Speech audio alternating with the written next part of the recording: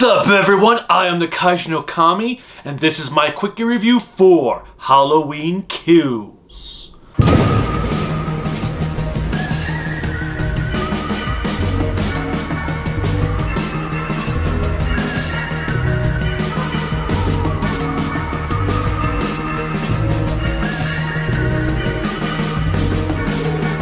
This video is brought to you by the KnK store, creativity by design llc.com/shop. You can buy all kinds of cool KnK merchandise. We've got t-shirts, notebooks, pens, water bottles, and a poster. Check it out, and thank you for your business. Now back to the review.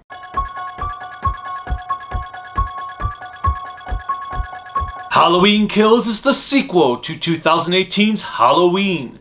It continues right where the last movie left off, with Laurie and her daughter and granddaughter leaving as their house is burning, or actually Laurie's house is burning where they trap Michael in.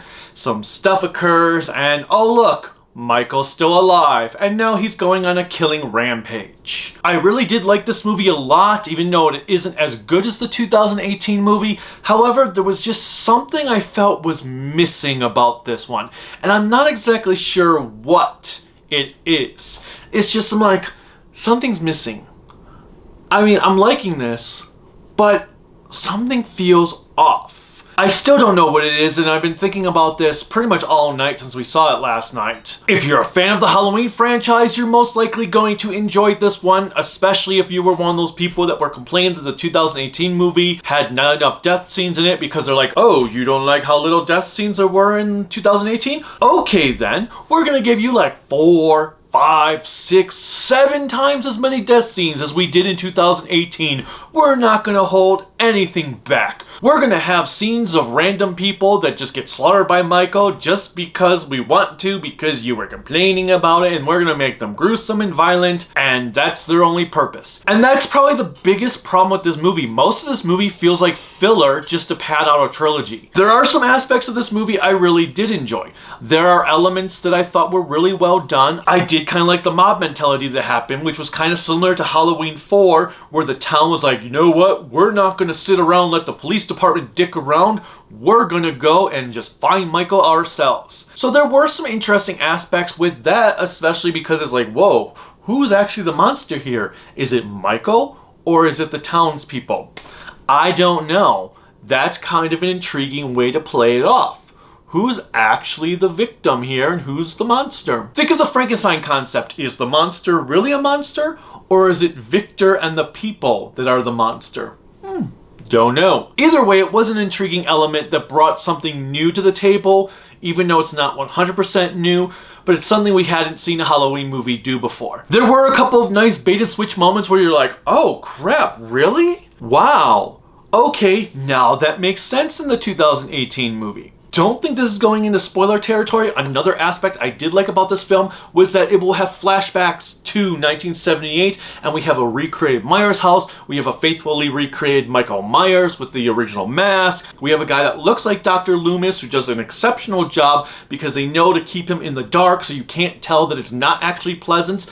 Because in the scenes where we just see his face in the shadows, they did a fantastic job with the makeup to make him look like Pleasance. And then they had a guy imitating his voice that sounded just like Pleasance. It was really, really enjoyable. It was like, damn, you guys did a nice job here. You guys are putting out all the stops to be faithful to Carpenter's original while making your own new thing, but keeping everything together so it works. The recreated Myers house is just exceptional because it looks just like the original house. As I said, they recreated it for 1978 when it looks all worn down, and then it's in the modern day in 2018 looking all nice and clean and all that. I am very glad to see the original Myers house back after so long, especially when you had 5 made some new house be the Myers house that we were supposed to believe was the original, which didn't make any sense at all. At least the house they used in the 6th movie looked more like the Myers house, even though you knew that wasn't it either. It was nice to see some of the actors from the original movie back, although they were kind of pointless. It was weird having Anthony Michael Hall play Tommy this time around. Could they just not get Paul Rudd if they weren't able to get the original actor? I mean, Paul Rudd has already worked with Judy Greer in the Ant-Man series, so it would have been kind of funny to have Paul Rudd come back and you have Judy Greer there and like, oh look, The actors were all exceptional. Like, you could tell that when this mob was mad, they were mad. Oh my god, it felt like some stuff that was in more recent events that have occurred in the real world, and I liked it. And it continues on with John Carpenter's original vision that Michael Myers is not really just a man. He's more than that, and I cannot wait to see what Halloween Ends does with it. Jamie Lee Curtis is great for the little bit of scene she's in. She's not in this movie as much as she was in the other one. I mean, she did go through hell in the last one, so it makes sense here. There were some interesting bait and switch moments that had me going like, damn, that makes so much sense now. Good on ya. And that kind of sucks. The soundtrack was quite good, although I have to say there wasn't anything that truly stuck in my head like there was with the 2018 movie. Like, there was that track in the 2018 movie that had like this brrrr going on in it. This one didn't have that. It was still good music, but could have been better. And what I mean by could have been better is it could have been better when compared to the last movie. As a Halloween soundtrack, it worked quite well. There were very effective moments of music that was going in. I was like, oh yeah, oh yeah. But there were other times where I was like, I don't know.